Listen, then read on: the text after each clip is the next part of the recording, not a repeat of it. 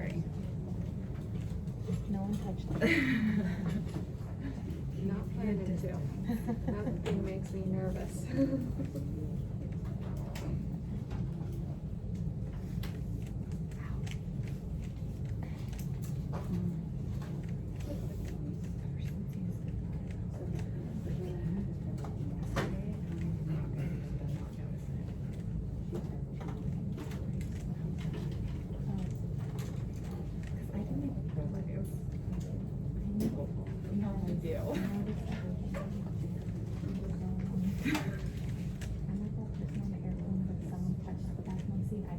Right.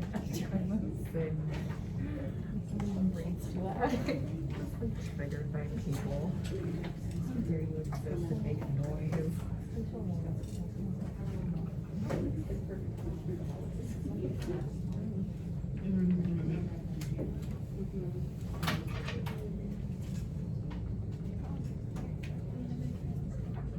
So we have November 30th, right? Tonight? No, November. November 30th. November 30th. Pre-run. Next Tuesday. Tuesday. Next Tuesday. We have maps. We do have maps. But no quiz. No quiz. That's good. Just maps. Okay. Just maps. No quiz on Friday. Nothing on Friday. Well, yeah, because it's a holiday, so that makes sense. They can't schedule. I have the hokey pop. Okay, nothing happens on the hokey pop. Guys, those little family games. I wonder how much. I'm just gonna have to create it again.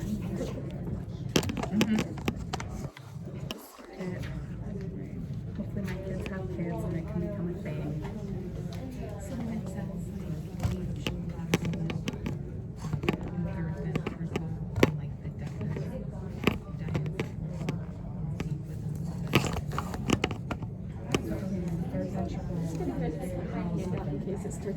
There, that's helpful. Yeah, it's within the D.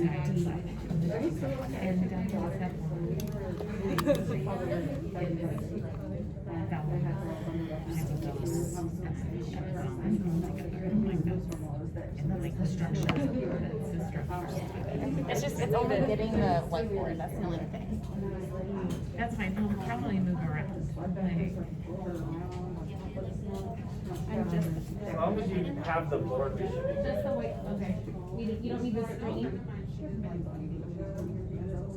I mean, if you can get both, even better. I don't think I can from the. Look, because that one's But I don't got move around one, much. so. I'll usually spend a chunk of time on one or the That other. one's in really good shape. Did she bring it? yeah. I didn't even think, like, I have a tripod at home. You do? I do, for this, like, a camera, whatever, but I didn't even think to bring it. Pretty amazing. I didn't even think about getting a tripod. I don't think I'd ever need a tripod. Right, yeah. Like, I'm not into photography or I start, like, looking into a hobby, and my husband, like, buys me a bunch of shit, and then I never use it, because I don't have the brain to, like, stick with hobbies, so, you know, I have a bunch You know of what I stuff did for, that like, with? photography. Blindly. Drawing art. And I had my mom like on Christmas buy me like charcoals. Yeah. And like went in realizing I cannot draw. Like, I mean, I even took a class and the professor's like, like, I mean, it just, I don't have that brain. So, I mean, I was just like so sad and I was like, how did I think like I could just like pick a hobby and be like, yes. Yes. In a little Going while, when we forward. take a break, grab, I took a drawing class over here. and my grandmother gave me. Our alphabet. She's an artist. Class.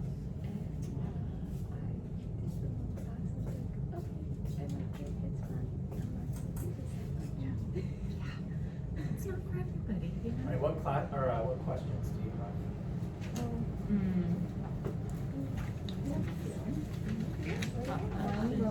And for participation points, under practice quizzes, look for 1123 exam review, PPTS. Around what time now? Yeah. Oh, can I do it after and video? Sure.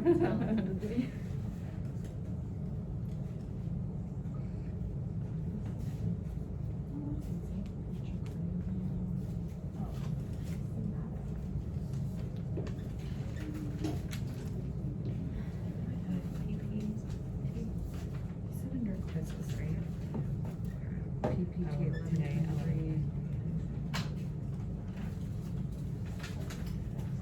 I also have my hard copy, I just want to make sure I don't miss anybody.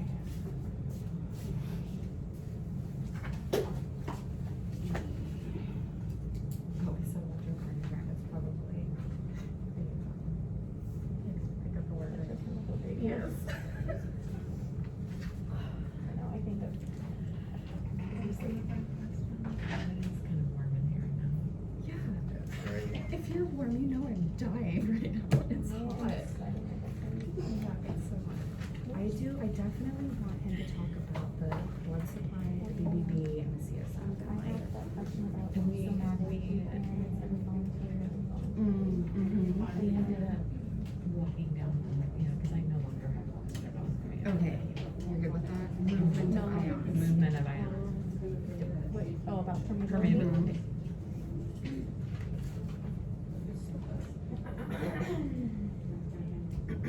Okay, I submitted that one, good.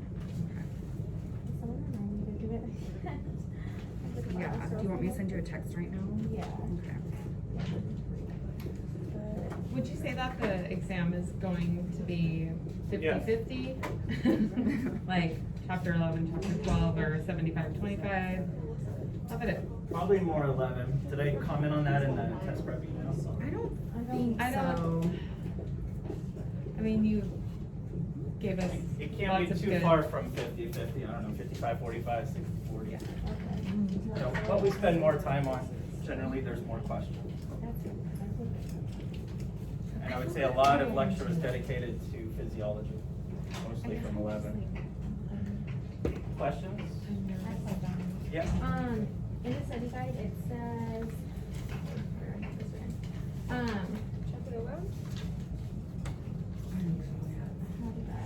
Yes, chapter So are somatic afferents voluntary or involuntary? Afferents are neither, right? That's sensory, so it's either you become aware of it or you don't. Okay, Efferent motor, that's voluntary, involuntary, right? Okay. So autonomic, involuntary, somatic, voluntary.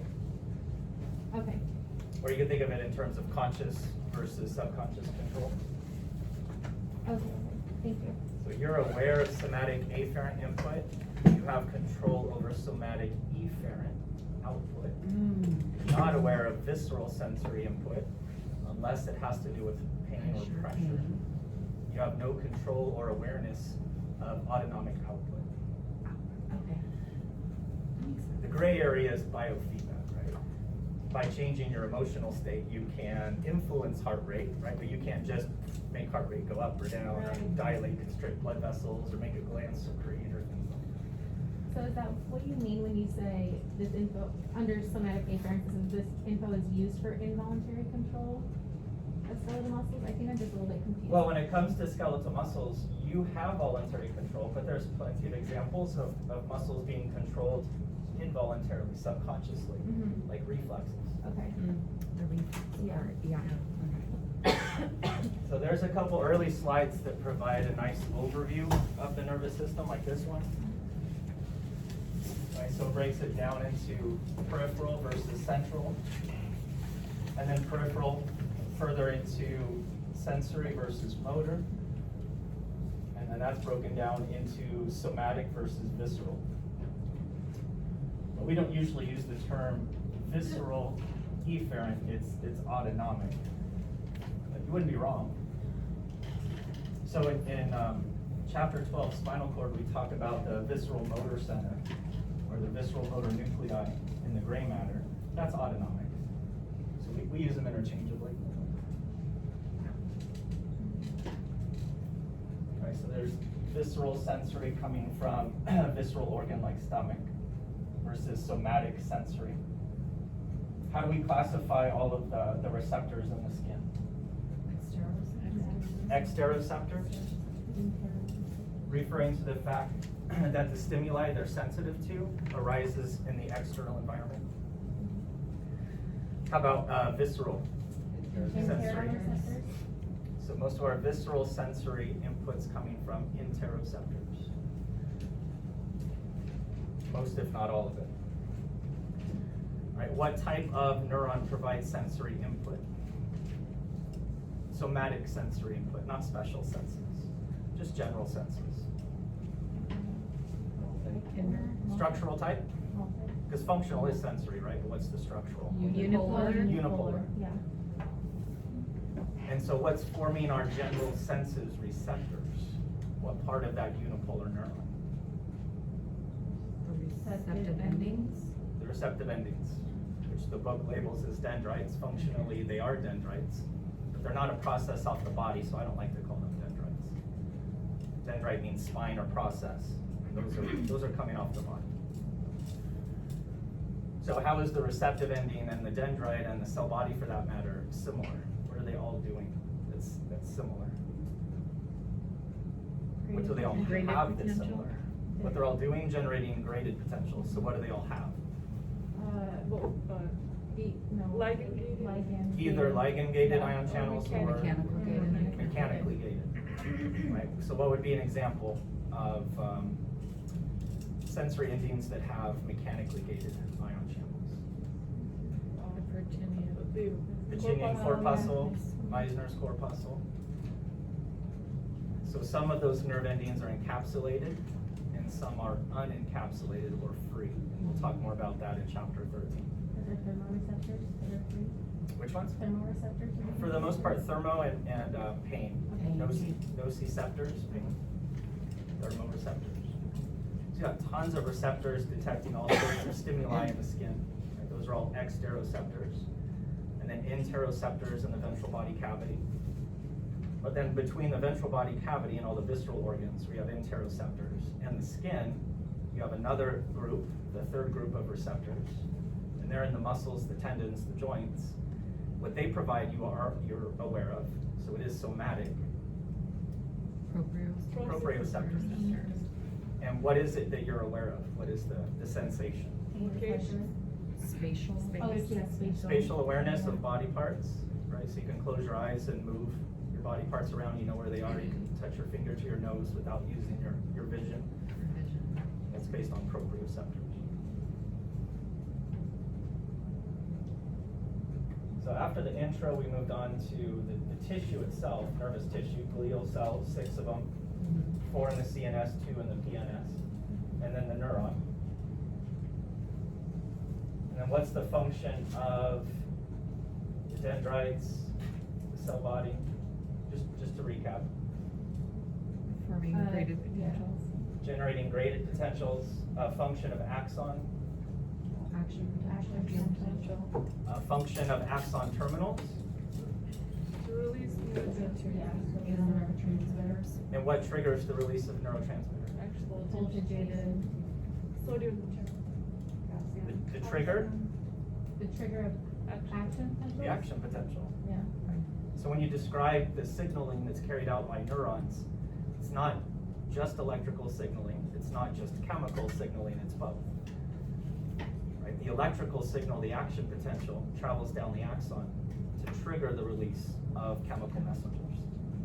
So neurons use electrochemical signaling to do their job. And what's their job?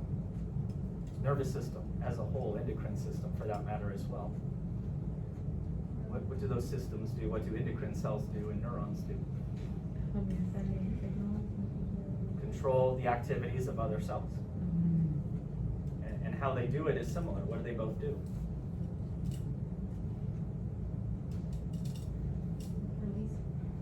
Release chemical messengers. If they use the bloodstream to reach their target, they're a hormone.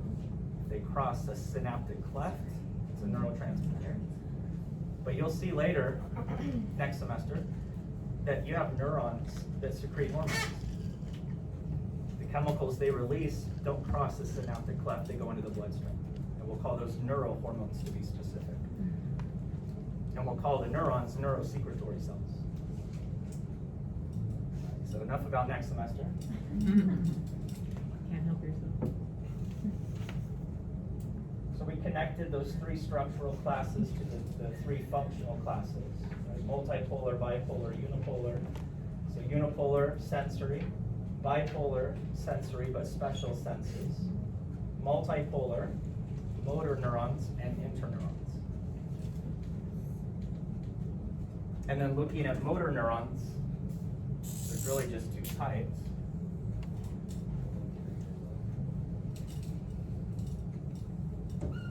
You have the ones that go directly to skeletal muscle. Somatic. You have others that go to smooth muscle, cardiac muscle glands, but it takes two neurons to get there. And what do you call the first neuron in this two neuron chain?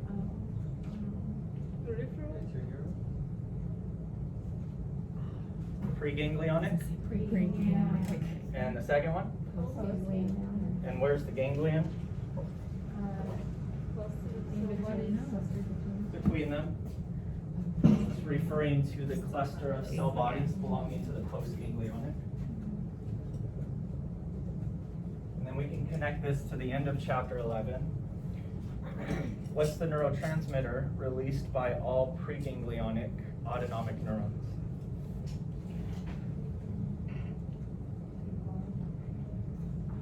Is it norepinephrine? Acetylcholine? Acetylcholine. And what receptor is it binding to on the dendrites and cell body of the postganglionic neuron?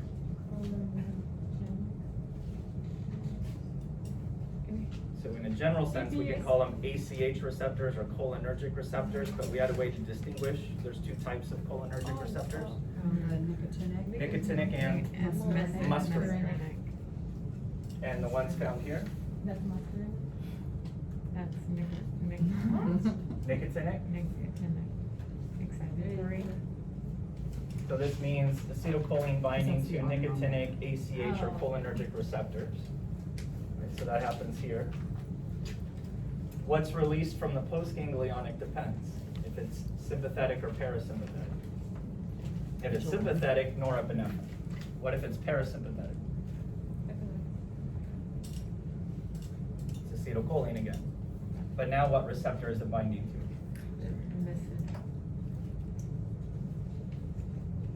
Muscarinic ACH receptors. So from the end of chapter 11, you needed to know the names, present tense.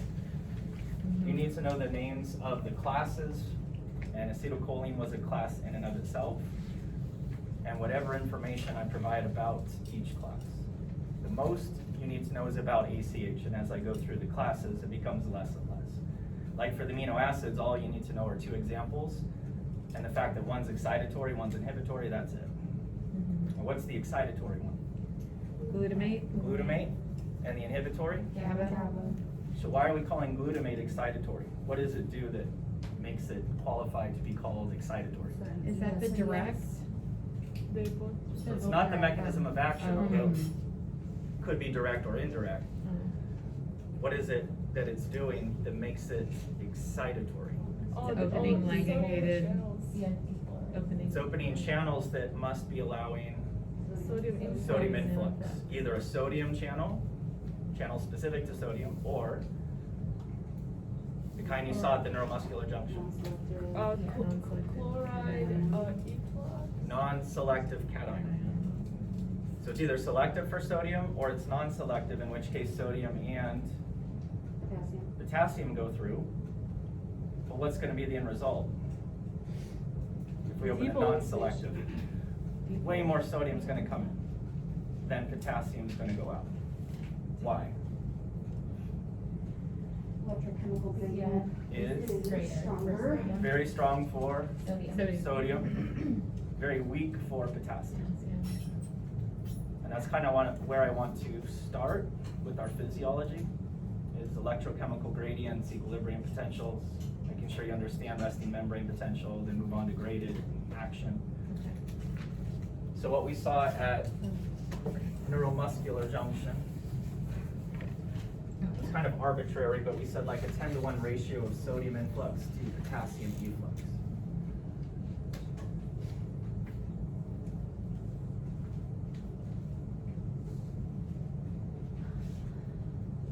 So action potential comes down the axon, hits the terminal, opens voltage-gated calcium channels.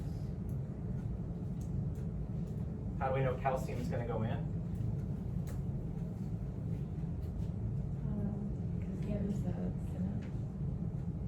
two reasons. They're going down their, they're going down their electrochemical gradient. Yeah, so break that down.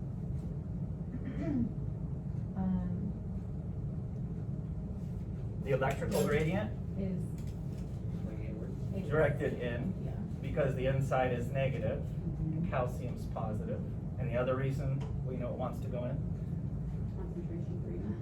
How do we know it's more concentrated out than in?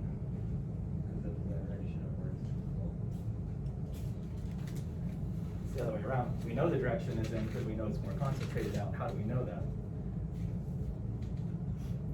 How do we know that calcium has to be kept extremely low inside of a muscle cell, inside of an axon terminal? Because if it's available in the muscle cell, it'll contract. If it's available in the axon terminal, it will secrete. Right? It's an intracellular chemical messenger. It's the second messenger, in fact, an important one, right up there with cyclic AMP. So we can't let this second messenger just be lingering around inside the cell. It's going to trigger something. So calcium is always super low inside of cells. It's in there, it's just not free in the cytosol. Where is it? What container is housing our calcium? In any cell. Any cell. Yes, in the muscle cell we call it sarcoplasmic reticulum, but really that's just a modified what? Endoplasmic. Endoplasmic reticulum. Smooth, specifically. So smooth ER in every cell houses calcium. In the muscle cell, it's designed specifically for release and restoring, right, for contraction, to control contraction, part of EC coupling. How do we know that sodium is high outside of cells, low inside? And at the same time, how do we know that potassium is high inside and low out? Because of the charges. Because all cells have what? In their membrane. Sodium potassium pumps running 24/7, and that's their job.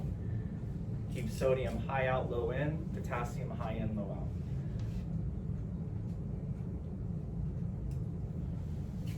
So what is the voltage of the motor end plate? -70. The neuron, -70. About for the muscle cell. -85. Yeah.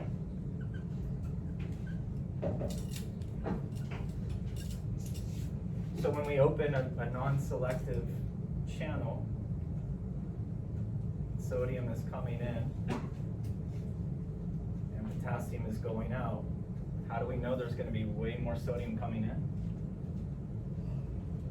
Because we're closer to its, further away from its equilibrium. We're pretty far from sodium's equilibrium potential, which is Positive 65. and we're pretty close to potassium's, which is -94.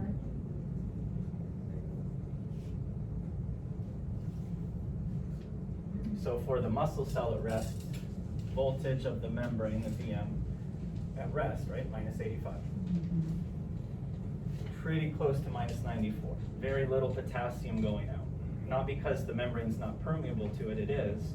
There's just not much force acting on it. In fact, how much potassium would move across the membrane if the voltage was -94 instead of -85? None. None. You'd be at that particular ion's equilibrium potential. And the rule is, whichever ion the membrane is most permeable to, the membrane at rest will be closest to that ion's electrochemical gradient, or equilibrium potential.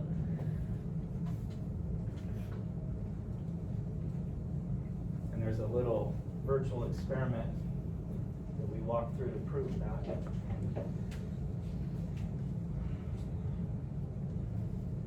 You take a cell with a membrane that's not permeable to any ions. In order to have a membrane potential, no voltage at rest, equal numbers of positive and negative charges on both sides. But we do have concentration gradients. We're going to go ahead and open channels for a particular ion, potassium. What happens? happens, it starts moving down its electrochemical gradient, which at the moment is just the concentration or chemical gradient, right? There is no electrical gradient, not yet. But then as soon as potassium starts leaving, what happens to the interior? Starts becoming negative, we develop an electrical gradient, an electrical force. And what happens to that force as more and more potassium leaves? It's weaker. It gets stronger and stronger and stronger, because the inside's becoming more and more negative. So it started at 0, then it's -5, -10, -15, -20, -30, -40. At what point does the electrical force match the chemical force in the opposite direction? When it hits -94. So we go, okay, that must be the equilibrium potential, because now there's no net movement of that ion. Now if we start opening some channels for sodium, which way is it going to move? And what's going to happen to the value, which right now is -94? More It's going to become more positive. Maybe -85, maybe -70. And that's what we see in the neuron and the muscle cell. So between those two cells, which one has more leak channels for sodium? It must be the neuron. Muscle? The one that's more positive. It's got to be the neuron. What if the neuron had just as many leak channels for sodium as it does potassium? Where would that resting membrane potential be? Somewhere between +65 and -94. But the fact that all of our resting membrane potentials are pretty close to -94 relative to +65 tells us that membranes are way more permeable to potassium at rest than sodium. And what accounts for that? More channels. About 25 times more leak channels for potassium compared to sodium. So at rest, the membrane is permeable to various ions, but by far it's most permeable to potassium. And that's why RMPs, resting membrane potentials, are pretty close to -94. Right, so then you apply this to a graded potential. So you've got your electrode in the membrane of, say, a dendrite, a cell body. And whenever we're looking at action potentials, resting membrane potential, graded potential, what's on the y-axis? voltage. So you could say membrane potential or membrane voltage. It is a form of potential energy. It's measured in millivolts, so we're talking about the same thing. Millivolts are the units. So capital V voltage, subscript M membrane voltage in millivolts, and then x-axis, time in milliseconds.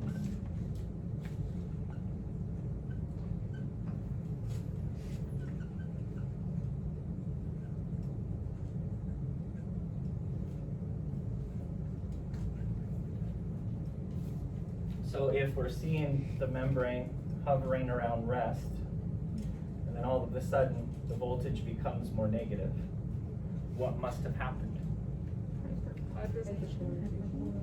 It's called hyperpolarization, but what must have happened? So there's a potassium efflux or Chloride. We must have just made the membrane more permeable to potassium, or potentially chloride. Chloride. And if it's chloride, chloride comes in, it's negative, makes the inside more negative than it already was. Or if it's potassium, it goes out, also making the inside more negative than it already was. Hyperpolarization. Now, if this is happening at the dendrites, the cell body, and it's the postsynaptic cell, two cells communicating, this is the postsynaptic cell, then what do we call that hyperpolarization that just happened? ICS. No, No. it's a, IPSV. IPO. We're at the postsynaptic cell. It's a postsynaptic potential that's being generated by opening channels, and it's inhibitory. And why are we calling it inhibitory when we see hyperpolarization? Because it's not going to create actually. because that postsynaptic cell is being prevented from generating an action potential. So this would be the presynaptic cell in this scenario, and this would be the postsynaptic cell. And we're looking at postsynaptic potentials occurring at that postsynaptic cell, the dendrites, the cell body. Would it be glutamate or GABA that would open channels that would create an IPSB? GABA. And GABA is known for opening chloride channels in particular. What has to happen in order to repolarize and go back to rest? The closure of the vacuum and opening of. We need to open something? We just gotta Close them. All you have to do is close the channels that we opened to bring the membrane away from rest in the first place. So any deviation from rest is either a graded potential or an action potential. How do you know which it's going to be? Depends on the channels. If we're opening voltage gated, it's going to be an action potential because it's going to propagate. It's knocking the first domino down, right? And all of them are going to fall. But if it's a graded potential, it's just ligand or mechanically gated ion channels. If we open a lot, we get a big graded potential. If we open a few, we get a small one. The voltage gated channels, they open or they don't. There isn't, a lot or a little or anything like that. So we describe the action potential as being all or none. So if it was glutamate, an excitatory neurotransmitter, we would consider the whole synapse to be excitatory. And what type of a synapse is this between the axon terminal and the body, like right here? Axosomatic. How about between an axon terminal and a dendrite? Axodendritic.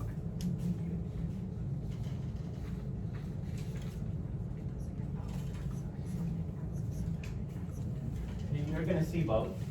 The presynaptic cell typically is going to form both axodendritic and axosomatic synapses.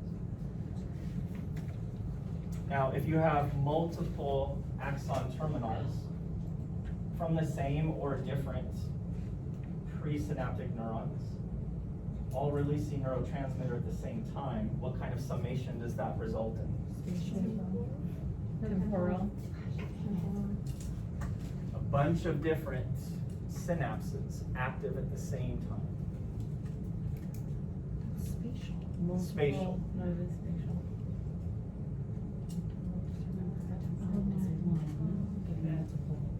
So you're looking at the net graded potential produced at that moment. If you look at it over time, and maybe we're looking at the same synapse over the course of 200 milliseconds, and it releases, and it releases, and it releases, and the graded potential builds stronger, stronger, stronger, then what type of summation are we talking about? Temporal, right, over time. And in the end, we have both. Putting it all together, we have IPSBs and EPSBs, and we have both temporal summation and spatial summation. We just have to add it all up and see what the net result is, and that's what the information processing refers to in this diagram.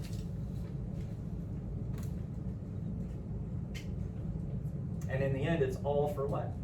To see if that postsynaptic neuron becomes excited or not, fires an action potential or not.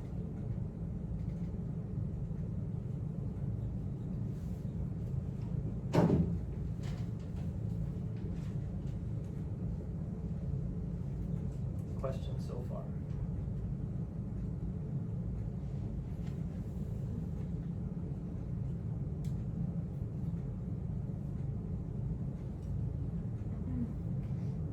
Which ion's responsible for the resting membrane potential?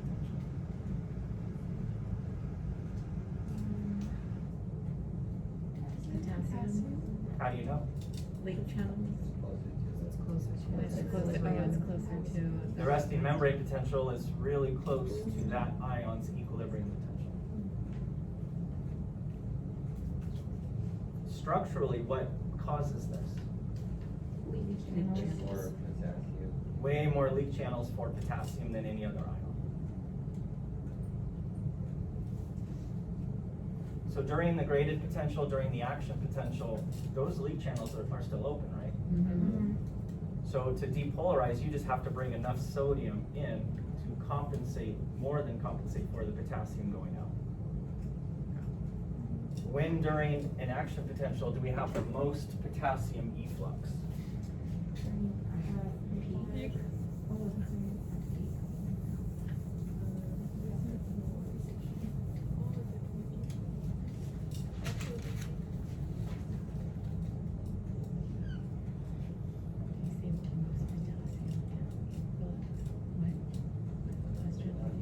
He said at what point during an action potential do we see the most potassium?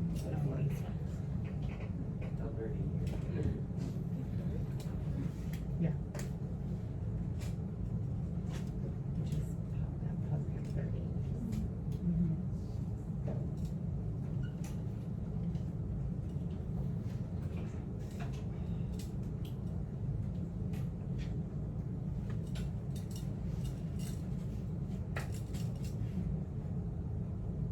All right, what was the answer? Peak. What's going on at peak? The highest influx or efflux? Potassium, we start to see the highest influx of potassium at peak. Guess not. Oh, hyperpolarization. No, not for efflux. Oh, yeah.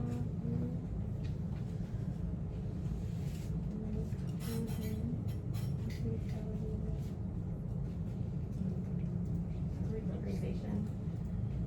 It has to be. Because we got leak channels and the slow to close potassium channels, so that would have the greatest. Repo starts like that. Right, yeah, no, it does. So. Does he want the, let's just say repo. Is it covered up? Yeah.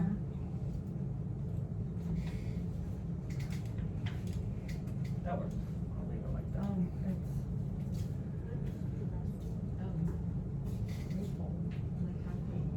Yeah, 2/3. Not quite. So during repol, right? Yeah. So at this point where permeability to potassium is at its peak, why is that? What accounts for that?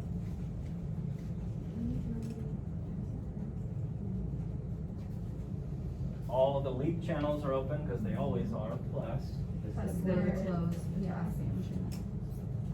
all of the voltage gated potassium channels are open too. So when you have the greatest permeability, you're gonna have the greatest potassium efflux. The only thing that could increase potassium efflux on top of opening more channels is what? So there's two things that determine the rate at which an ion moves across the membrane. In this case, we're talking potassium efflux. The number of channels, right? It's at a maximum. What's the other thing that determines how much movement we're gonna get?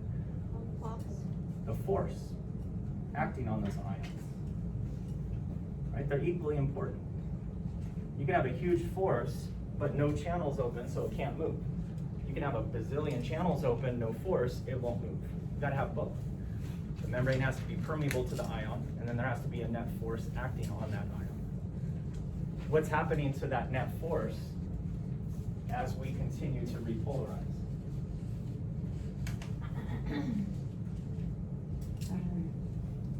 As the membrane becomes more and more negative, what's happening to the ECG for potassium? It's slowing down, so it's getting closer to. It's getting weaker and weaker, right? Because you're getting closer and closer to its equilibrium potential. So the highest we're gonna see is during repol, the highest rate of potassium efflux. And that's why the slope is so steep, right? It's flying out. Over time, we're getting a huge movement of potassium. What's happening to the slope though as we get closer and closer to -94? Starts to get more. starts to flatten out, right? The rate at which potassium leaves starts to go down for two reasons. Why? The delayed closure of the potassium. So the channels are closing, permeability is going down. If permeability goes down, then efflux goes down. Closer to the equilibrium. And the ECG is getting weaker, right? As we get closer and closer to minus 94, the net force is getting weaker. Make sense? During depolarization, what accounts for that steep rise? Very steep slope, almost straight up. The immediate activation. When we open those gated channels for sodium, by how much are we increasing the permeability to sodium? 1000%, or 1,000 times. 1,000 times. So there must be 1,000 times more channels open now than at rest. Combine that with a really strong ECG and it goes flying out. But what would happen to that slope as we continue to depolarize? It would start to weaken because you're getting closer to. It would the start to equilibrium. flatten out. And what's the highest that thing could possibly go? Plus 65. Because what happens at plus 65? Sodium equilibrium.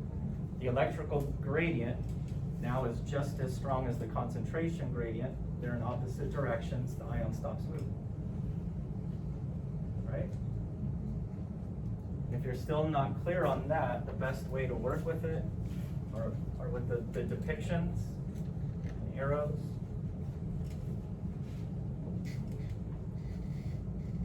We can do 3 different voltages.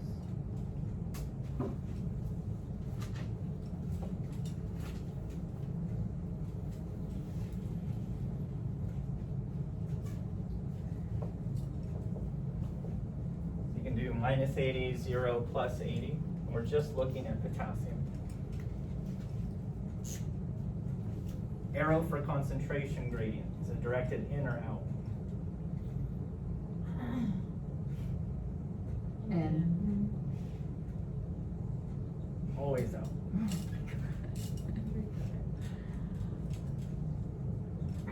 Concentration of potassium, always high inside, always very low outside.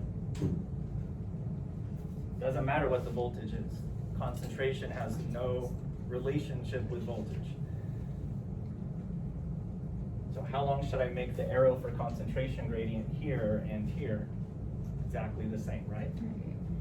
All we're doing is changing the voltage. We're not changing the concentration.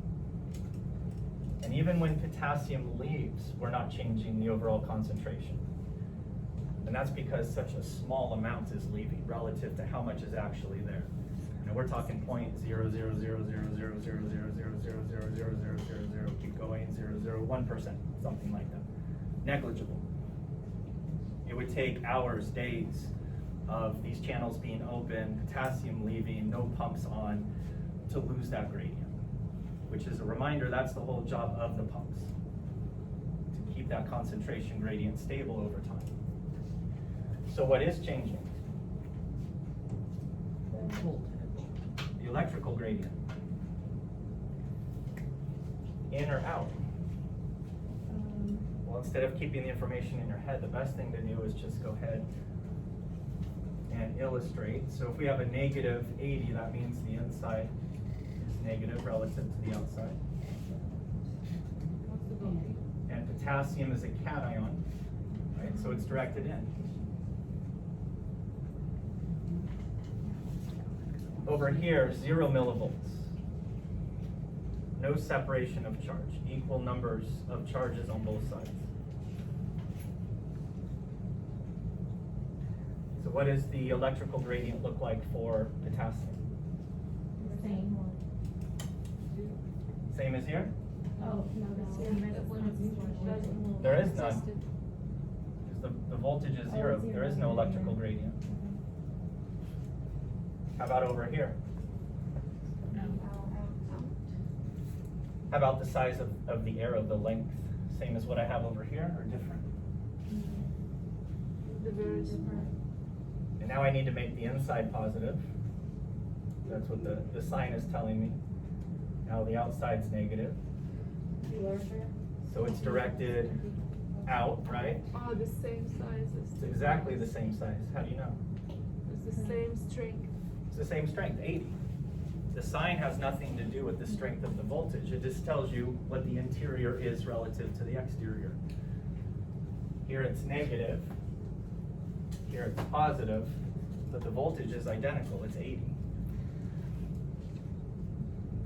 So the direction has changed. So then you add them together to figure out the net force, the electrochemical gradient.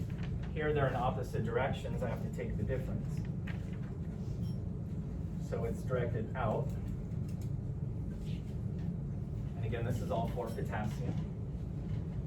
Here it's directed out, and it's exactly the same length as my concentration gradient arrow, because I have nothing to add or subtract.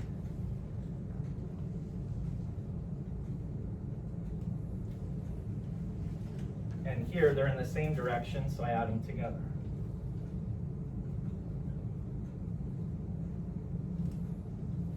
So another rule is, the further we get from an ion's equilibrium potential, The greater the electrochemical. stronger, the greater the electrochemical gradient. So here we're only 14 millivolts away.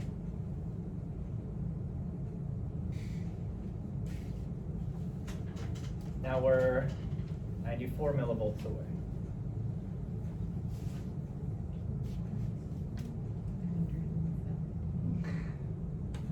$74.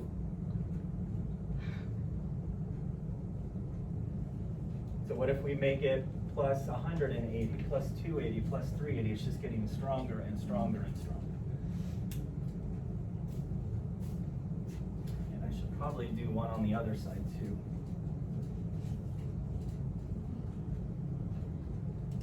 About minus 180.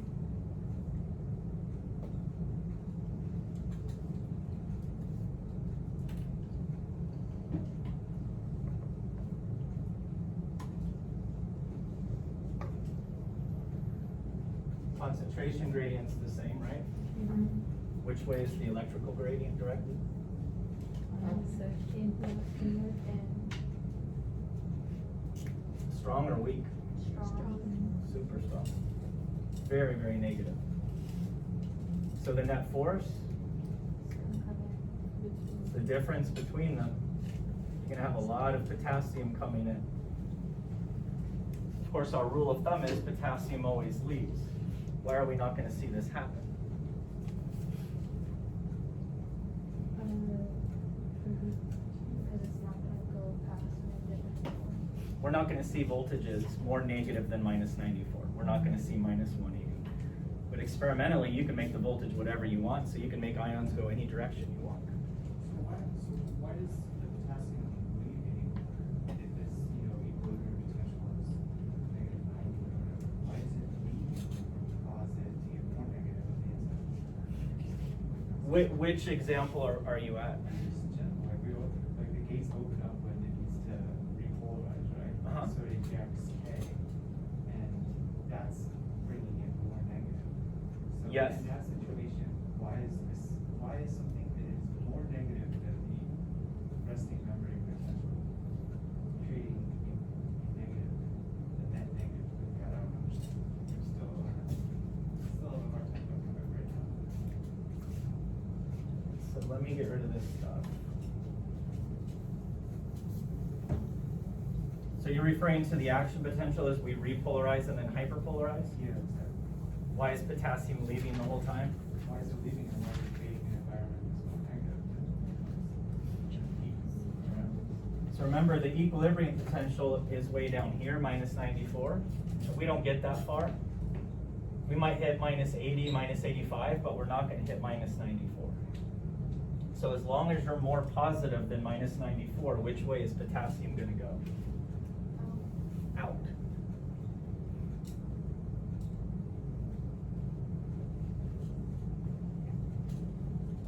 So let me give you three voltages. Minus 95, minus 94, minus 93.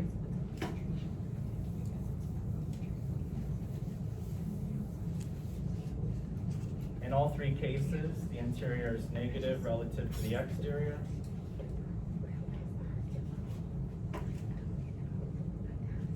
Concentration gradient for potassium never changes.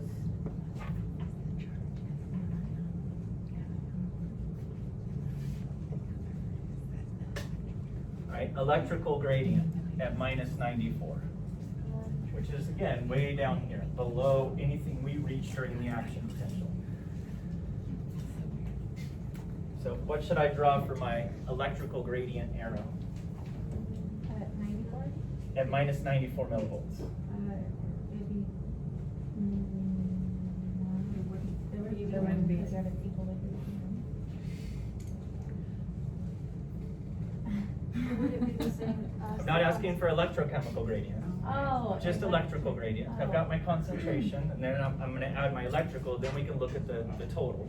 It would be the same. Same as, The concentration gradient. but the direction? In. Good. So potassium is positive, it's attracted to the negative interior. And we know the strength is exactly equal to the strength of the concentration gradient because minus 94 happens to be the equilibrium potential. So it's like a +2 and a -2, you add them together, you get nothing. The electrochemical gradient is 0. So there would be no movement of potassium at this point. If we're at any voltage other than the ion's equilibrium potential, it's going to move. And then all we need to know is it more negative or more positive than that equilibrium potential? And then we can figure out the direction.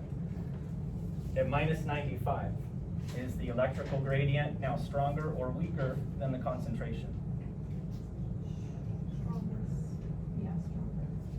We made it a little more negative, and that's going to pull that positive ion in with a little more strength. So yes, it's a little bit longer. Now I can take the difference.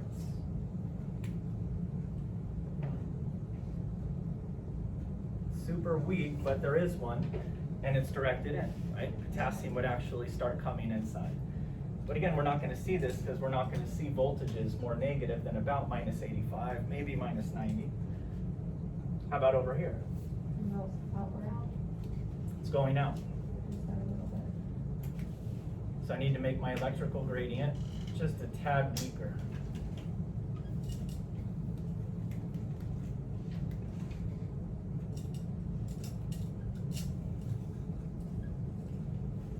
So at the peak, and it's not that the peak triggers this to happen, it's just when it happens over time, at about 0.5 to 1 milliseconds after we reach threshold, we hit peak, and that's about how long it takes for the inactivation gates to close on the sodium channels.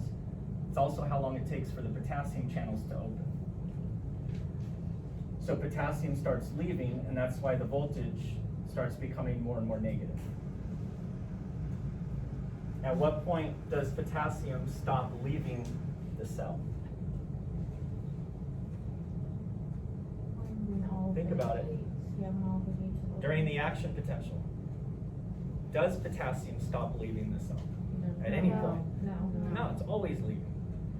It's either leaving just through leak channels, or it's leaving through leak channels plus, in this case, gated channels during repole and hyperpole. But it's always leaving. Mm. But is the same amount leaving? Is it leaving at the same rate? No. It's going to be leaving faster when we're up here than when we're down here. Because up here we're pretty far away from minus 94, so the electrochemical gradient's pretty darn strong. But as we approach minus 94, it's getting weaker and weaker and weaker. But we're not going to hit minus 94, so it's still leaving. And then how come less is now leaving, bringing us back up to minus 70? What's happening in here? They're finally closing. Those voltage-gated potassium channels are slow to open and slow to close.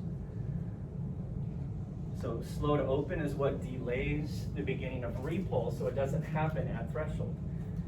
Threshold triggers the potassium channels to open, but there's a delay. That gives us time for sodium influx first. Is it making more sense? understand that, I just have like, just that aspect of it's gonna be weird for me to figure out. I'll just And the template is channels, opening or closing, changes permeability. Permeability changes the rate at which ions move across the membrane. Ions moving across the membrane changes the voltage of the membrane. Those are the four things you need to address when you're describing any phase of a graded potential or an action potential. So when I'm explaining this, I would start with a graded potential reaches the axon hillock or initial segment if it's unipolar, bringing the voltage from rest to threshold, triggering 3 events. The first event, and these are in no particular order, they're all triggered at the same time, but the first one you would want to mention is activation gates, right? The activation gates on the sodium channels open immediately. The inactivation gates slowly are closing, but very slowly, relative to what the activation gates have done. Immediate open, right? So that's this analogy where this room is the channel, and as long as one door is closed, nobody can get through the room, across the membrane. And this, what gate would this be if this is what it's like at rest? That's closed, this is open, so which gate is this? Inactivation. So we hit threshold, that door swings open, and this door is doing this. And then people are jamming through. In the meantime, you got about 0.5 to 1 millisecond until this thing closes. And right about the time this closes, voltage gated potassium channel opens. So I'll write it out.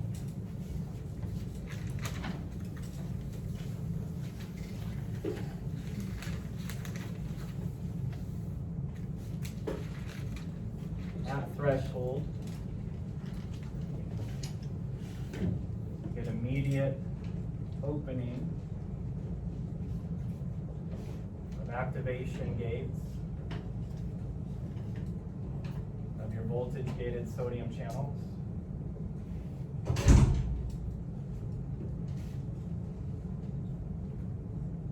Right, and that leads to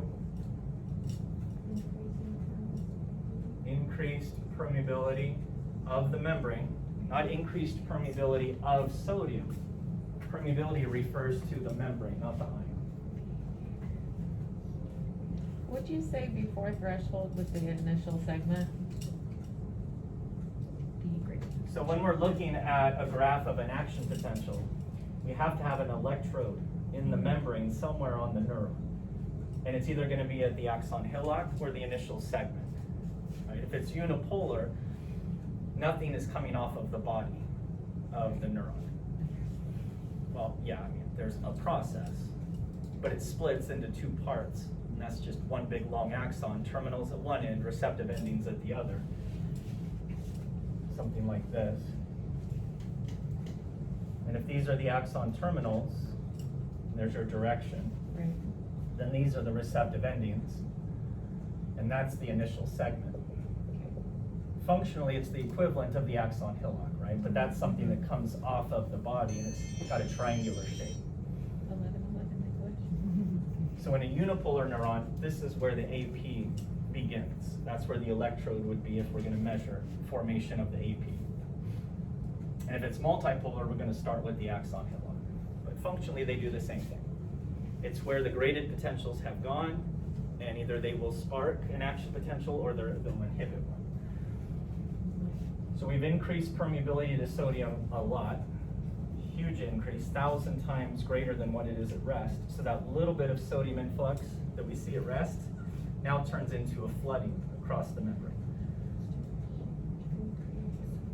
So it's not that sodium influx now starts, it's always happening. There's always sodium coming in, there's always potassium going out because of leak channels.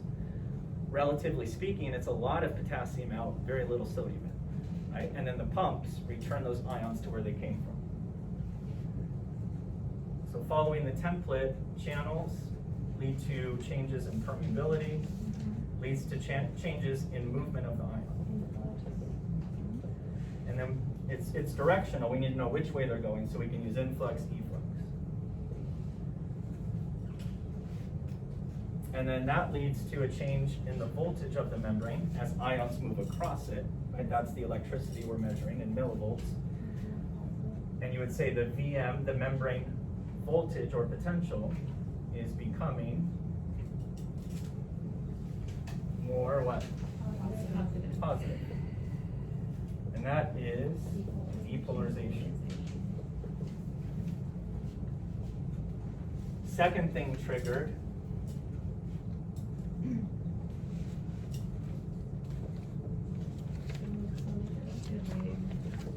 delayed closure of inactivation gates of your voltage gated sodium channels, and that leads to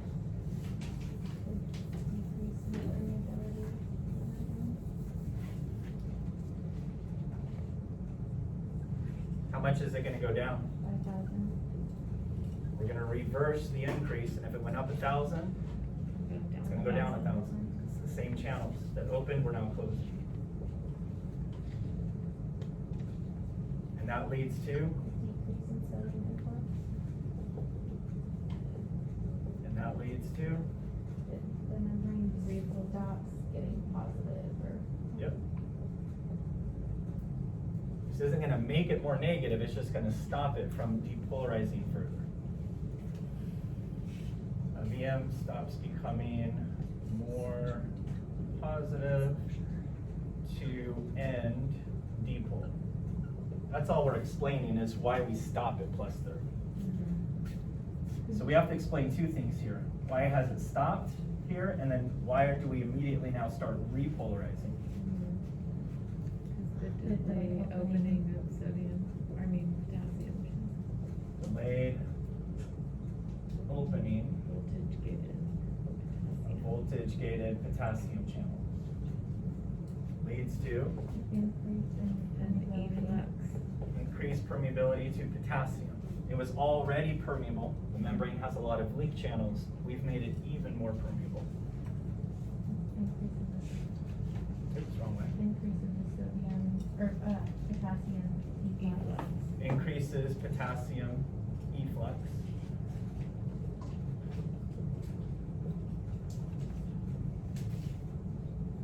Making the membrane voltage More negative.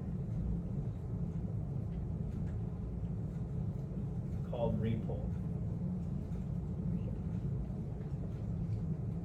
So we've explained dipole, and then repole, and then that leaves hyperpole. And that's just continuing what we have here under number 3. They're not only delayed in their opening, they're also delayed in their closing.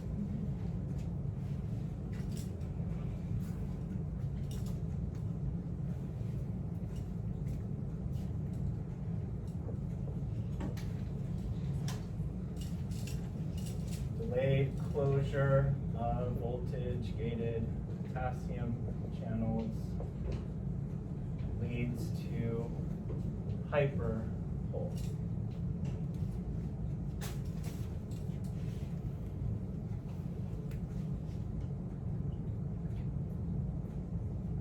So during hyperpole, what does the permeability look like? Elevated above resting conditions. Yep. So PK remains elevated. This is all relative to resting conditions. Therefore, It makes it, the membrane, oh yeah. potassium efflux remains high, remains elevated. Making the membrane voltage what? More negative than rest. Yep. That's it. Now we described how dipole ends with the closure of the voltage gated sodium channels. How does hyperpole end? All of the channels. You could say all, that's true. Well, except. But we ended dipole with closure of the voltage gated sodium channels. So we're gonna end hyperpole with The closure of the potassium channel. closure of the voltage gated potassium Since channels. the sodium And is those already triggered closed. to close, is there a delay on those also? Yep.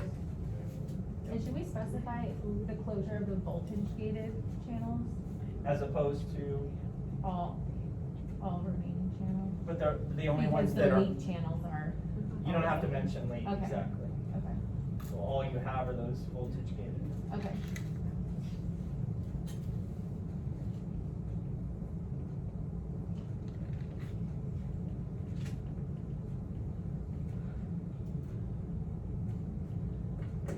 And this illustrates propagation. Now, if we started in the middle of the axon, put an electrode there, applied a depolarizing stimulus, bringing the membrane to threshold, we would generate an action potential that would spread to the left and it would spread to the right. Here at the initial segment, there are no voltage gated ion channels to the left, only to the right. So technically, when it originates here, it could spread in both directions, but it's unable to spread to the left because we don't have the right channel type there. So it can only spread to the right. So then the question is, once it spreads to the right and segment 2 depolarizes and those voltage gated sodium channels open, sodium comes across, spreads to the left, spreads to the right. It's going to spread in all directions along the interior. It depolarizes segment 3 and generates an AP there. How come when it spreads to the left, it doesn't generate an AP here to segment 1? That's an absolute refractory period. Yeah. Because segment 1 is an absolute refractor. So that makes sure that propagation is unidirectional. Does that make sense? Mm-hmm. But if you started in the middle, that wouldn't be the case. It would spread in both directions. If that's like an axonic.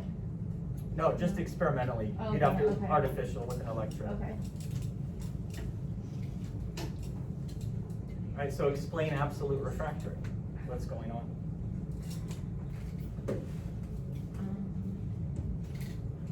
It begins at the opening of the voltage gated activation gate. So for the So- first part of Or- absolute, you can't generate another AP because the channels you need to open are already open, right? How about the second part of absolute?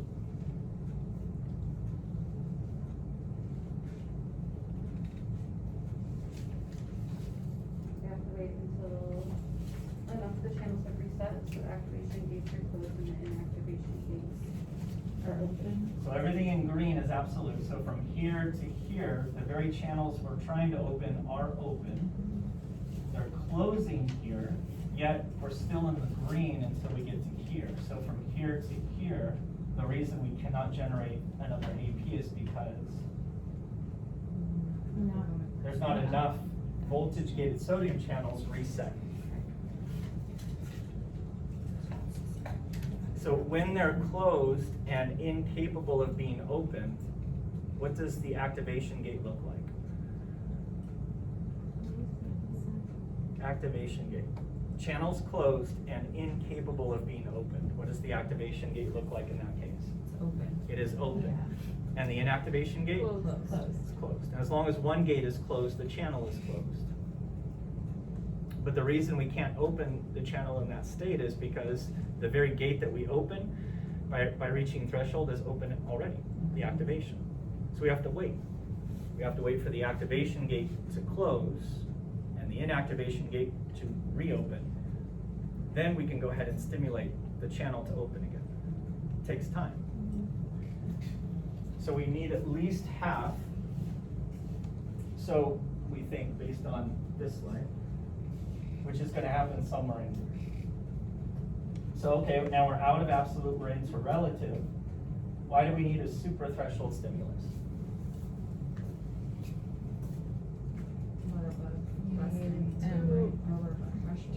It's one thing to have half of your voltage gated sodium channels, but it's only half, it's not all of them. Normally you have all. So one issue that you're facing is you don't have all of your voltage gated sodium channels reset. So basically, from here to here, you would say not enough have reset, so we're in absolute. From here to here, enough have reset, but we don't have all of them. Right? We don't have all of our voltage gated sodium channels available. Now, here we do, yet we're still in relative refractory. So what's the other issue that we're still waiting on? The potassium. We're waiting on those voltage gated potassium channels to close, bringing permeability back to resting levels for potassium, in turn bringing potassium efflux back to resting levels. So resting levels, we have a lot of leak channels for potassium. It's constantly leaking out. We're going to have a graded potential that's strong enough to overcome that and still depolarize the membrane to threshold. We still need that 15 millivolt EPSP to come along. But during relative refractory, that's not going to be enough. We need suprathreshold. One, because we don't have all of our voltage gated sodium channels reset. But the longer we wait, the more we have, the less suprathreshold that stimulus has to be. The other two things that are improving with time, accounting for the reduction in the size of the suprathreshold stimulus required, more and more voltage gated potassium channels are closing. So here's their peak opening. As we come down this curve, fewer and fewer are open, less and less potassium is leaving, making it easier and easier to depolarize the membrane, reducing the size of that suprathreshold stimulus. The other issue we have in here, we're not starting from rest. So even if we didn't have the other two issues, even if we didn't have to compensate for all the potassium leaving and we didn't have to compensate for having not all of our voltage gated sodium channels, we still have to compensate for the fact that we're not starting at minus 70 and going to minus 55. We're starting to say minus 80, minus 85, and going all the way up to minus 55.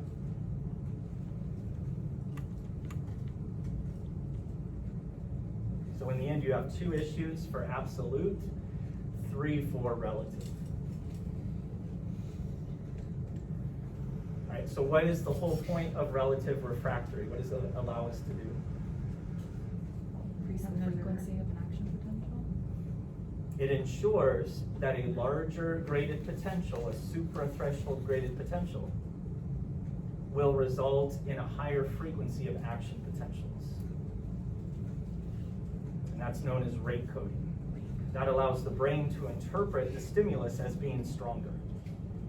We need to make sure that a bigger graded potential results in some change that the brain can interpret as a bigger stimulus. And we can't change the size of the action potential, so that's not going to work. The only thing we can change is the frequency. And for that to make sense, you have to remember that we're never just generating an action potential. We're always generating trains of action potentials, one after the next, after the next, after the next. And so then the question is, what's the frequency? As all these action potentials are coming down the axon. So you push on the Pacinian corpuscle a little bit, you open some mechanically gated ion channels, you generate a relatively weak graded potential, called a receptor potential if we're at a receptor. And that's going to generate not a small action potential, but action potentials at a relatively low frequency. Now, where are those action potentials going? Where in the brain? So we're connecting chapter 11 and chapter 12 here.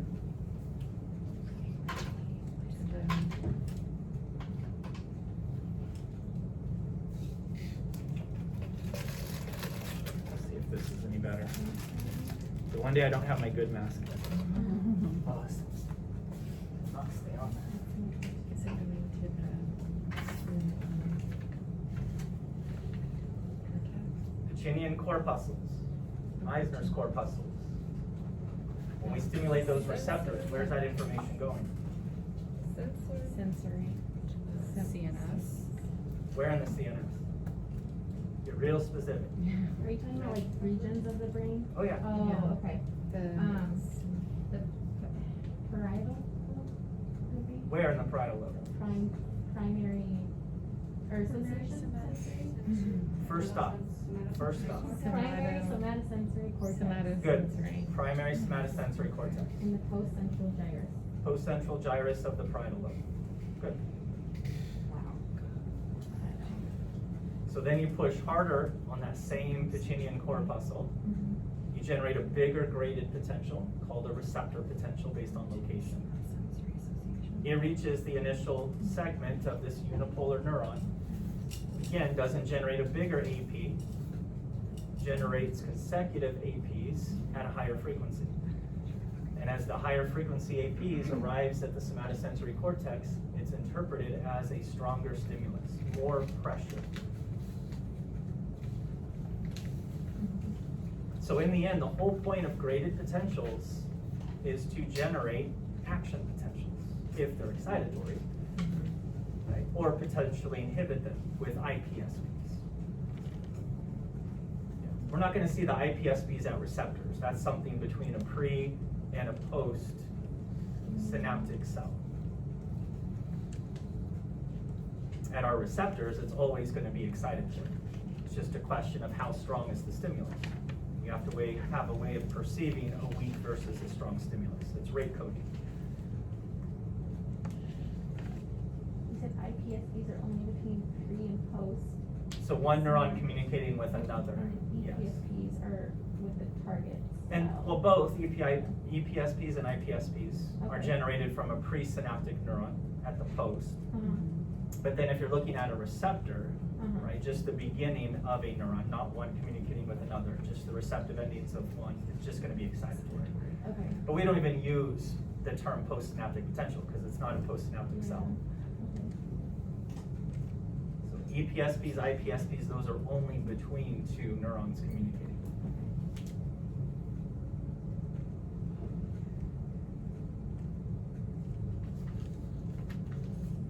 Right, so how are graded potentials different than action potentials?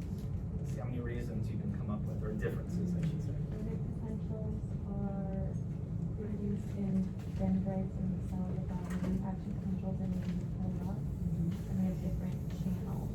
That Graded is the light and the mechanical. Yeah, Yeah. action or voltage gated and graded or ligand gated or mechanically graded. Gated. Graded potentials have a slow refill. Yeah. Action potential has fast refill. They're generated at different places. So dendrites or receptive endings, that's where we get our graded potential. Axon. All parts, right? Oh, yeah. Starts at the hillock or initial segment, goes down the entire length of the axon, to the axon terminals. When the axon begins to split up at the end, what are those called?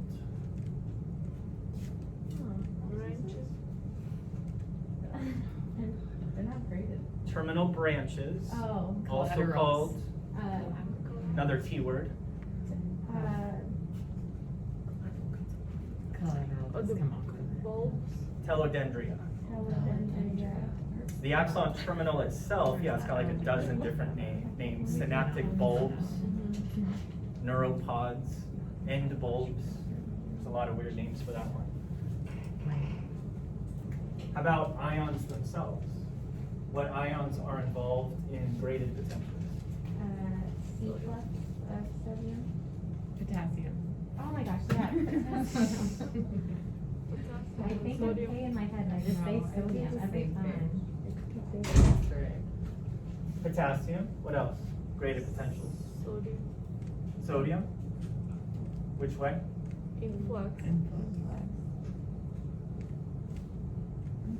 Is there also calcium? Or for the graded potentials? Or chloride, Mm-hmm. yeah. And then so the difference is just the radius.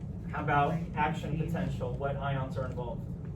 Sodium Sodium and and potassium. Yeah, just sodium, potassium. Influx. Potassium. Efflux. Yeah.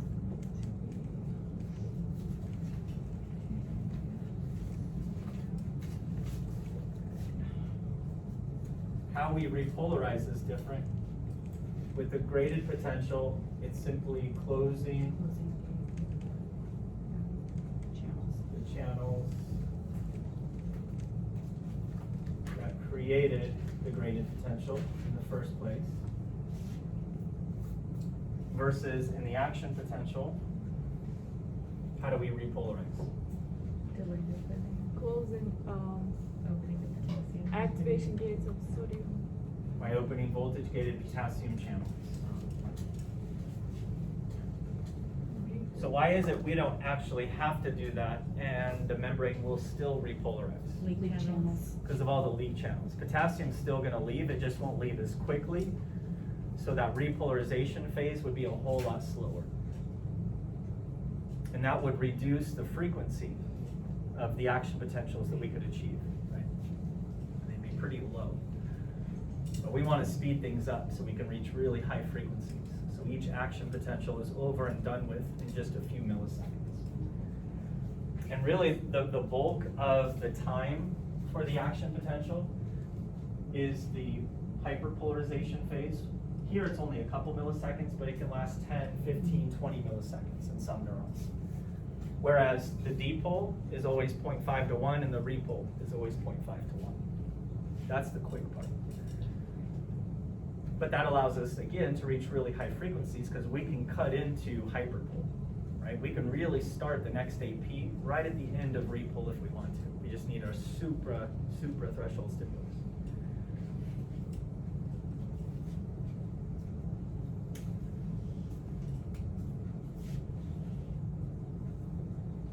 You can use the term size or strength or, graded.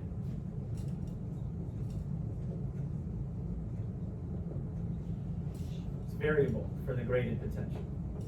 Variable strength. It's identical, and it's always the same for action potential. They're identical, non-graded. Always same strength for action potential. Considered all or none. Happens or it doesn't, but there's not a small one or a big one or a strong one, weak one, or anything like that. All or none.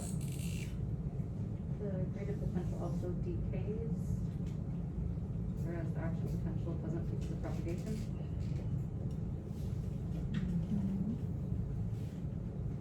So graded potential decays over distance. Decay. The stronger it is, the further it goes. Versus action potential is propagated. Yes. No decay. It is a little misleading, however, because the action potential that we describe as being propagated or conducted along an axon, it's not as though it's one, it's a lot of action potentials.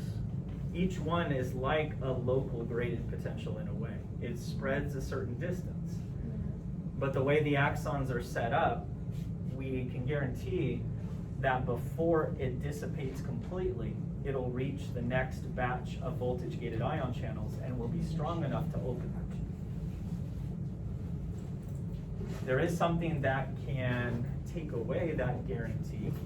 It's a disorder, a disease state. So what's going on that is kind of taking away that guarantee? Like, well, maybe it won't make it now.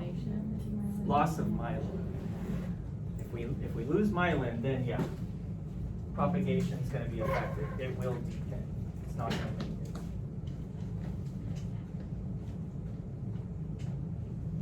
So here's a nice comparison between myelinated axons, where you have a pretty big distance between groups of voltage-gated ion channels, and non-myelinated. Very short distance in between. And by the time the local current, that one action potential, spreads a millimeter or so to the right, it'll be sure to depolarize the membrane to threshold to open the next voltage-gated sodium channel, followed by potassium, of course, dipole, repole. Whereas you take the myelin away, it goes the same distance, dissipates. Right? It's not going to make it over here without the insulation. So for the two different types of propagation, for saltatory and then like Contiguous, I basically just understand one's myelinated and one's not. Is there anything else you can That's elaborate? it. Okay. Saltatory is describing the action potential as jumping Mhm. from node to node. Kind of is, but it's internal, of course. It's a sodium current that's spreading along the interior. And it can spread a lot further with insulation. Otherwise, you lose the current across the membrane, but the insulation is gonna prevent that, it's gonna go further. So which axons have more voltage-gated ion channels? Myelinated or unmyelinated? Unmyelinated. Unmyelinated have way more. What's the consequence of opening more voltage-gated ion channels along the length of our axon? It's more expensive. Why? Why does it cost more? It is. It's more costly, not monetarily, but You're using more ions. No, never mind. you are. Yeah, but. it's better way to They have to say go that. back to where they came from. So the more voltage-gated sodium and potassium channels you open, the more pumping you're gonna have to do to return those ions to where they came from. And that costs ATP, right? You're gonna need more sodium potassium pumps to move more ions back to where they came from. What's the other downside to an unmyelinated axon? It's more costly Slower. and it's slower. So why in the heck would we have any unmyelinated axons if it's more costly and slower? Less space. Takes up a lot less space. That myelin's pretty thick. And you're not gonna be able to bundle a whole lot of myelinated fibers together. It would create a really large nerve. We don't have space in the body for nerves that big. And tracts that big. So what type of information is reserved for the type A fibers, the biggest, fastest, most myelinated fibers? Somatic sensory. Sensory. Somatic motor. motor. Now, when you look at type A versus B versus C, there were two things listed twice. Pain and pressure. Pain and temperature. So it turns out type A and type C fibers conduct both pain and temperature information. So for the type A, the faster, think of it as acute injury or damage, causing acute pain, something that's new. And you need to know about that as quickly as possible, like putting your hand on the stovetop. You want that withdrawal reflex to kick in before you burn yourself. So a few milliseconds in that case does make a difference. It's protective. So we want the somatic sensory information coming in to travel as quickly as possible. We want the motor response, the motor signals going out along those lower motor neurons as quickly as possible. So we use type A. Chronic pain, old pain information, just like, yep, the pain's still there, yep, the pain's still there. Nothing new. That travels along type C fibers. Now, even within those three main groups, A, B, and C, there are subgroups, like A alpha and A delta, right, the two extremes.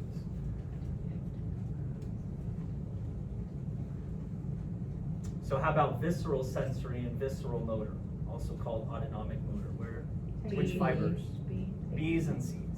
Yeah. B's and C's.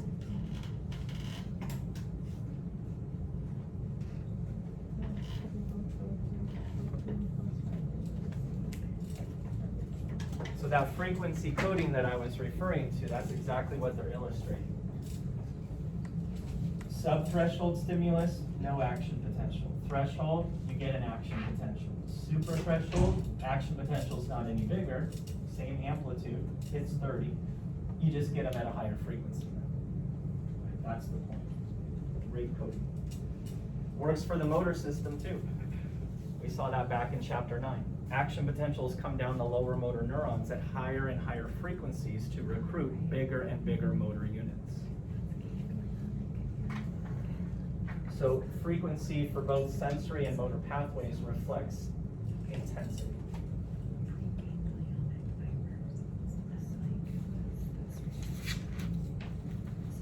And Any other differences between graded and action?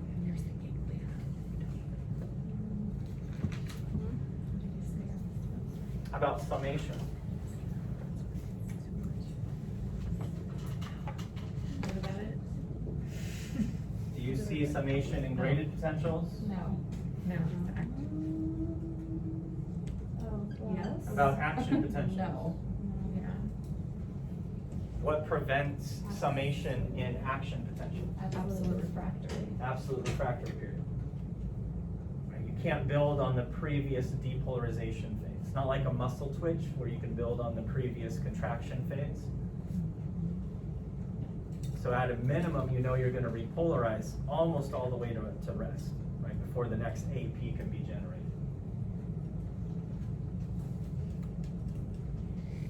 Anything else from chapter 11?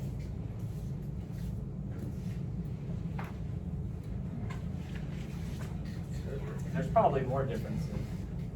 Think about it a little bit.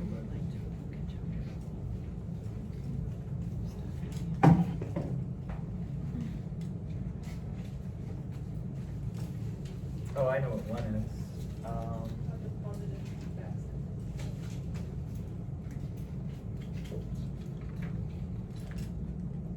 I'll just say type. Excitatory graded potentials or inhibitory. Action potentials, always excitatory. Which means you're always starting with depolarization. But graded potentials, as you know, you can get a hyperpolarization. Go from rest immediately to a more negative value. No dipole at all, just straight to hyperpole.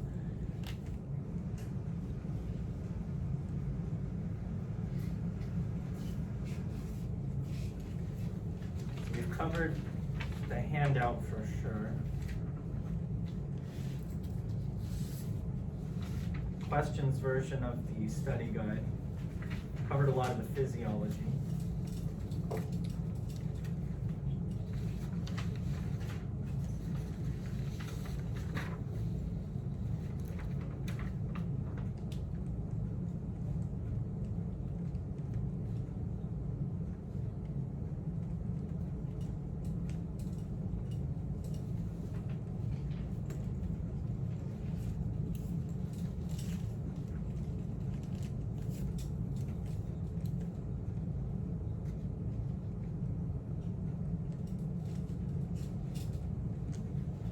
We What's didn't another spend too name much for time on like the neuronal pools and all that kind of stuff.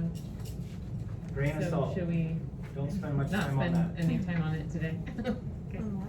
On like the last page of chapter 11, they write the basic concepts of neural integration.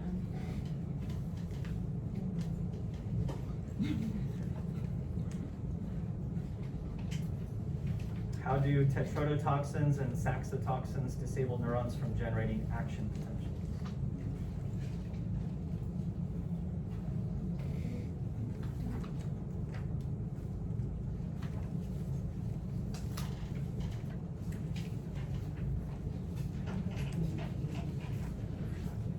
The very end of chapter 11, you have the table 20, the figure 40. Go through and look at the different steps of synaptic activity that can be affected by drugs, toxins, and some specific examples. There's your answer right there in the title of the slide. Tetrodotoxin, saxitoxin, they block voltage-gated sodium channels. So if these are pain fibers, they can't transmit pain signals to the brain, so no pain. Numb. What would be the consequence if somatic sensory neurons were affected by these toxins? Somatic sensory neurons. You don't feel anything. Whether it's pain or temp or pressure, vibration, touch, whatever it is, you don't feel it. How about if it's somatic motor neurons that are affected by these toxins? Paralysis. Can't signal the muscle to contract.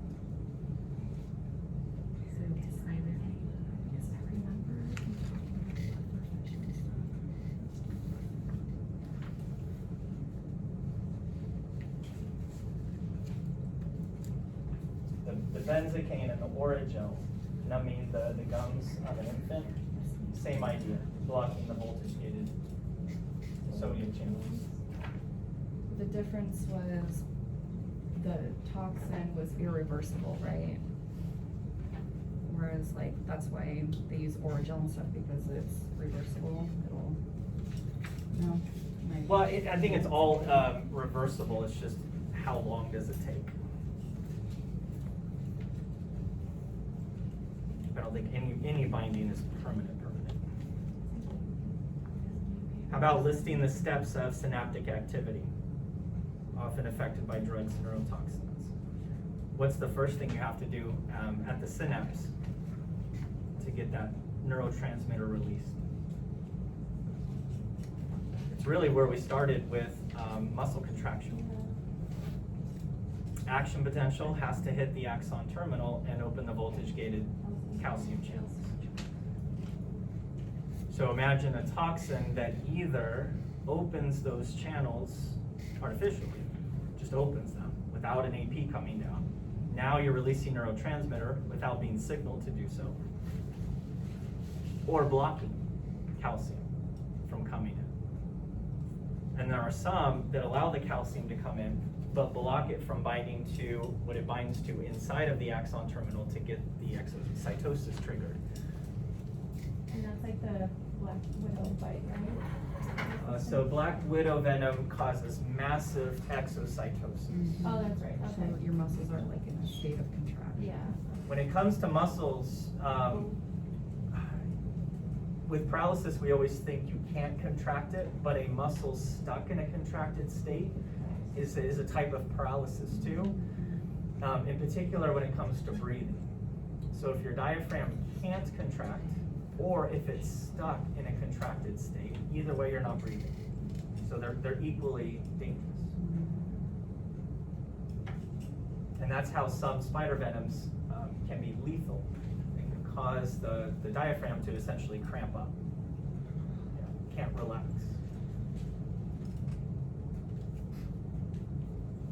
How about curare? Tubocurarine. It's a toxin that's been used for centuries. I think Native Americans used it to take down large prey, put it on the tip of the arrow. So that's the opposite, that inhibits the acetylcholine exocytosis, right? It's a receptor blocker. So it binds to the acetylcholine receptors and doesn't stimulate them, but simply blocks ACH from binding to and stimulating them. So there's two things that can happen when a chemical binds to a receptor. They can simply block the endogenous chemical from binding. That's an antagonist, a blocker. Or it can mimic the endogenous chemical in the body and not only bind to it, but stimulate it as if it was that natural chemical. That's an agonist. And as you'll see when we get to chapter 14, a lot of the medications that we use out there are either stimulating or blocking autonomic neurotransmitters. So that's acetylcholine from our parasympathetic fibers, norepinephrine from most of our sympathetic fibers. And we have many drugs that mimic those chemicals or block the binding of those chemicals. So a term you might see is sympathomimetic. That means it's mimicking the neurotransmitters used by the sympathetic division. It's giving you the same effect. For example, when norepinephrine binds to beta-2 receptors in your airway smooth muscle, it causes dilation. Bronchodilation improves breathing. Albuterol, the fast-acting inhaler that many of you probably have used or have on you, that's a beta-2 agonist. It's mimicking epinephrine and norepinephrine. But another way to dilate the airways is to block the action of acetylcholine, which constricts airways. Right, so that'd be considered an antagonist or a blocker, parasympathetic blocker. And that can cause dilation too. In fact, a lot of the long-acting bronchodilators, often used for COPD patients, act by blocking the effects of the parasympathetic division. Whereas the fast-acting rescue inhalers, as they call them, is mimicking sympathetic. More about that in chapter 14. So with those steps of synaptic transmission, you've got the exocytosis of the neurotransmitter. Then you have the binding of the neurotransmitter to receptors.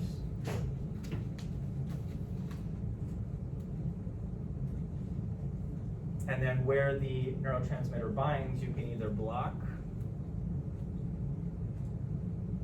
which is antagonizing, or you can bind and stimulate, which would be an agonist, right, for those receptors.